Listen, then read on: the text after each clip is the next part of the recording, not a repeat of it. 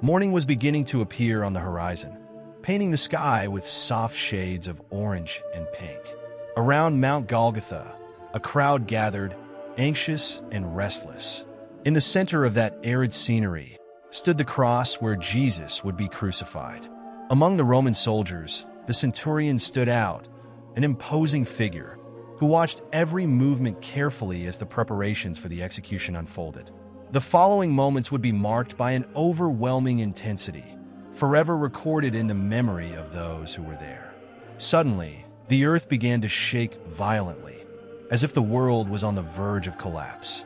The sun, which had barely risen in the sky, seemed to go out, covering the earth with an unsettling darkness. Rocks broke, emitting booms that echoed like thunder, further increasing the atmosphere of tension and mystery. Accustomed to war and brutality, the centurion felt something unusual. A chill ran down his spine, something he had never experienced before. At that moment, faced with the scene in front of him, he found himself filled with a mixture of fear and reverence. As he faced the man nailed to the cross, his words echoed with conviction. Truly, this was the Son of God. Matthew 27, verse 54. But who was this centurion? What was his role in that story, and what would have happened to him after the crucifixion and death of Jesus Christ? That's exactly what we're going to explore in today's video. So, before we continue, leave your like, subscribe to the channel, and activate the bell so you don't miss any content like this. Ready? Without further ado, let's get started. In the Roman hosts, the position of centurion was one of great prominence and responsibility. It was a position desired by many, but achieved by few. To reach such a level, it was necessary not only courage and military skill, but also iron discipline and unshakable loyalty to the empire. The centurion was the commander of a century, a unit made up of around 100 soldiers, and his authority was absolute.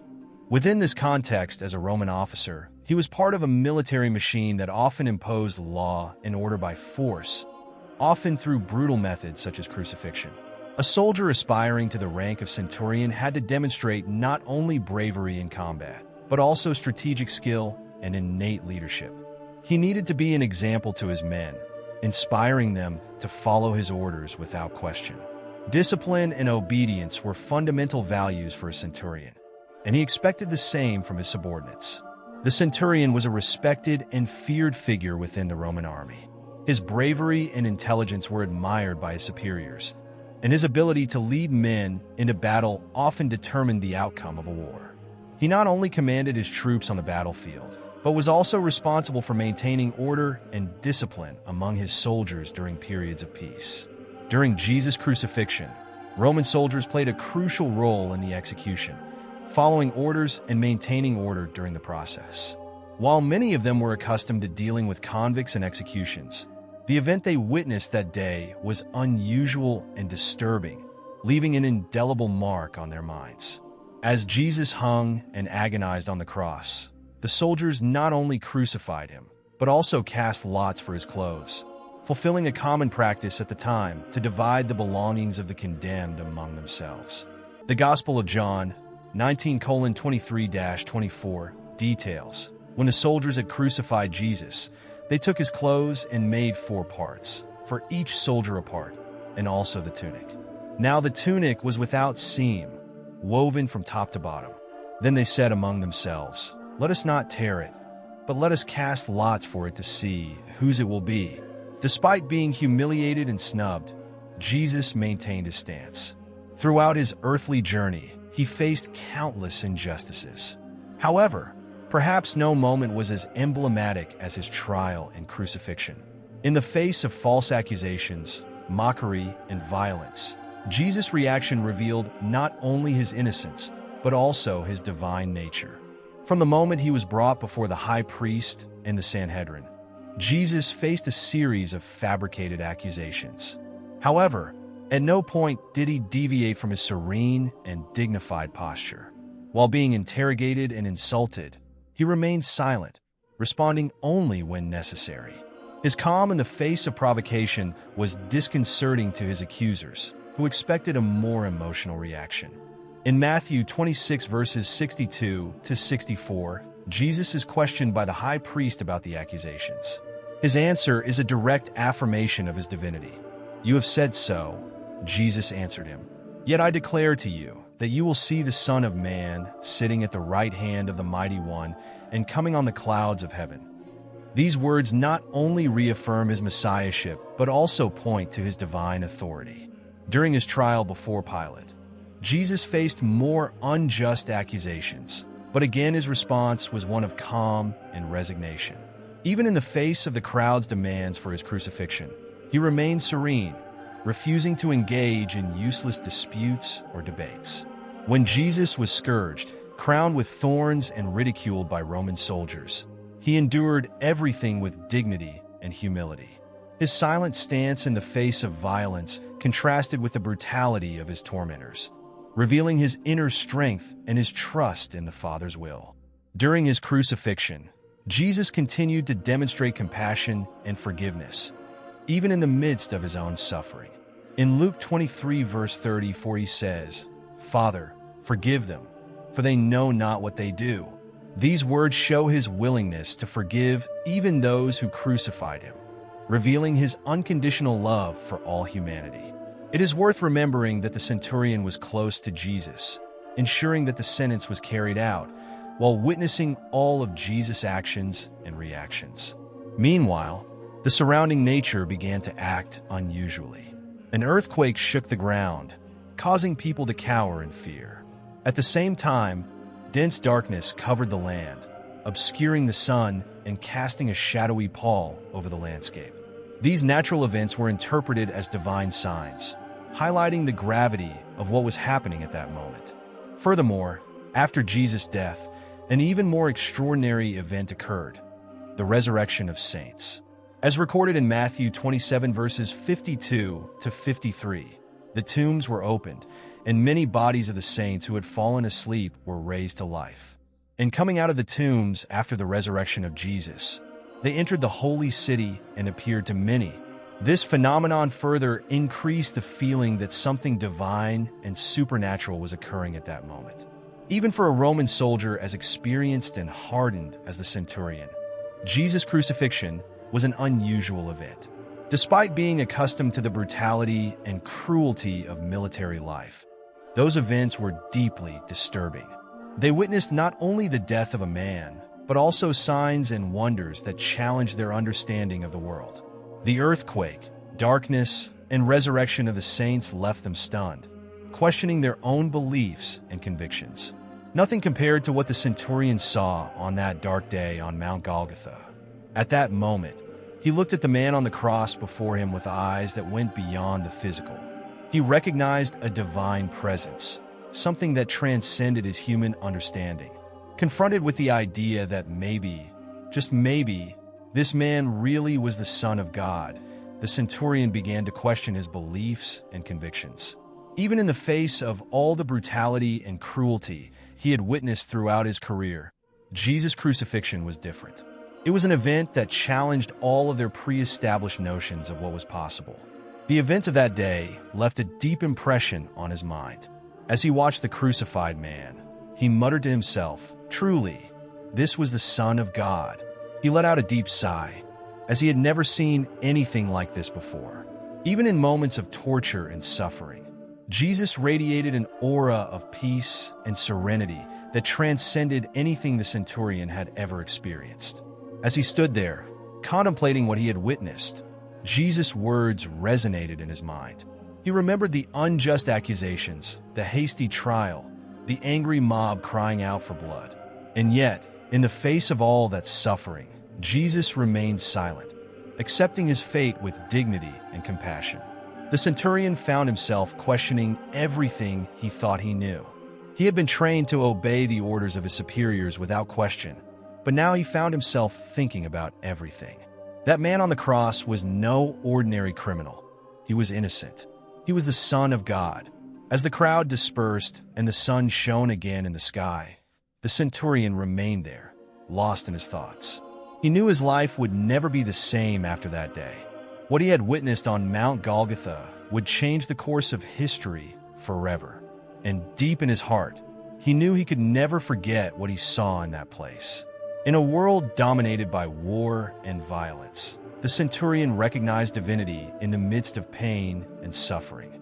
This revelation transformed his life forever.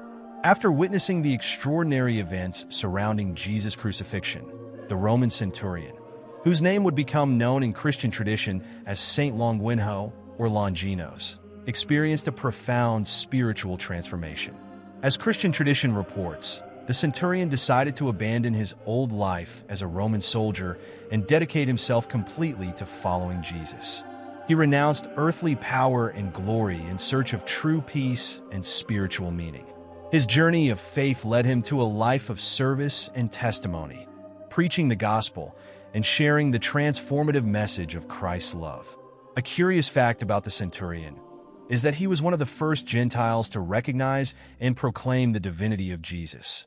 In the context of Jewish society at the time, where the majority of Jesus' early followers were Jews, the testimony of the centurion, a Roman official, is remarkable. This highlights the universality of Jesus' message and its ability to touch hearts across ethnic and cultural boundaries. The centurion's recognition as a Roman military leader also highlights that the gospel is not exclusive to a certain social class, but is available to all people, regardless of their position in society. However, his decision to follow Christ was not without cost. Longinus attracted the ire of Roman authorities, who saw him as a threat to the status quo and social stability. He was subjected to interrogations, threats, and finally, torture as a way to coerce him into renouncing his faith and ceasing his preaching. Tradition reports that Longinus was subjected to brutal martyrdom as a consequence of his loyalty to Jesus Christ. He was tortured in an extremely cruel manner, having his tongue ripped out to silence his voice and his eyes removed to blind him from the gospel. These acts of torture were intended not only to inflict physical pain, but also to intimidate other followers of Jesus, serving as a brutal example of retaliation against those who defied authority. Despite the indescribable suffering to which he was subjected, Longinus remained firm in his faith and devotion to Jesus Christ until the last moment of his earthly life. His courage and resistance in the face of persecution have inspired countless Christians over the centuries, strengthening their faith and dedication to the gospel. Devotion to Saint Longinus has developed over the centuries, especially among the faithful who seek his help in health matters, particularly those related to vision. There is also a legend that he was the Roman soldier tasked with piercing Jesus' side with a spear. This story and other beliefs have made him a revered figure. One of the best-known legends involving Saint Longinus is related to the visual impairment he supposedly had before piercing Jesus' side with the spear, as described in the Gospel of John, 1934. But one of the soldiers opened his side with a spear, and immediately blood and water came out. According to tradition, when performing this act, the blood and water that gushed from Jesus' wound would have splashed into the centurion's eyes, instantly restoring his vision. This miracle was interpreted as a divine sign, which led him to recognize the divinity of Christ and convert to Christianity. This miraculous event is also often associated with popular devotion to Saint Longinus as an intercessor in issues related to vision and eye health. Furthermore, the tradition of asking help from Saint Longinus to find lost objects also has its roots in the symbolism of clarity and light that he came to represent after the episode of his conversion. Legend has it that upon regaining his sight and recognizing Jesus as the Son of God, Longinus began to see not only physically, but also spiritually. Although this identification of Longinus as the soldier who pierced Jesus' side is part of several Christian traditions, it is important to highlight that it is not explicitly mentioned in biblical texts. However, this legendary connection made Saint Longinus a revered and symbolic figure, especially among Catholic Christians, who see in him an example of transformation and dedication to the faith. The story of Longinus is a powerful reminder of the transformative impact that a genuine encounter with Jesus can have on our lives, regardless of who we are or our past. This Roman officer, who once represented the military strength of the empire, had the duty of ensuring the crucifixion of Jesus, a task that required coldness, discipline, and loyalty to human laws. However, In the midst of this brutal scene, he witnessed supernatural events that shook his deepest convictions.